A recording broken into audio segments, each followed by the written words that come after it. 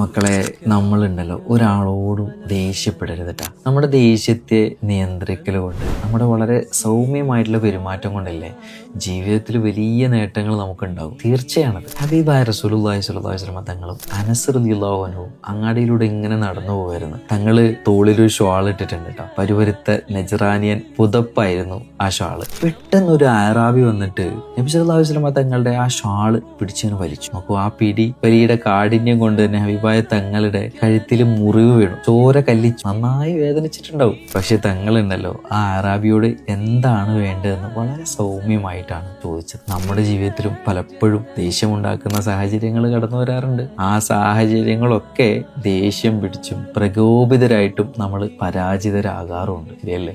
മുത്ത് നബി സല്ലല്ലാഹു അലൈഹി വസല്ലം തങ്ങളിൽ നിന്ന് അനസ് റളിയല്ലാഹു അൻഹു കണ്ട ഈ ഒരു സംഭവം വലിയ മാറ്റങ്ങൾ നമ്മുടെ ജീവിതത്തിൽ ഉണ്ടാകും. അവിടുത്തെ വേദനിപ്പിച്ച, മുറിവേൽപ്പിച്ച ആ മനുഷ്യനോടും തങ്ങൾ പുഞ്ചിരിച്ചുകൊണ്ട് അവന്റെ മുഖത്ത് നോക്കി എന്താണ് വേണ്ടത് എന്നാണ് ചോദിച്ചത്. അതുകൊണ്ട് ആത്മനിയന്ത്രണം, സൗമ്യമായിട്ടുള്ള പെരുമാറ്റം എന്നിവയൊക്കെ നമ്മുടെ ജീവിതത്തിൽ ശീലമാക്കണം കേട്ടോ. അല്ലാഹു സുബ്ഹാനഹു വ തആല അതിനുള്ള തൗഫീഖ് നമുക്ക് നൽകി അനുഗ്രഹിക്കും.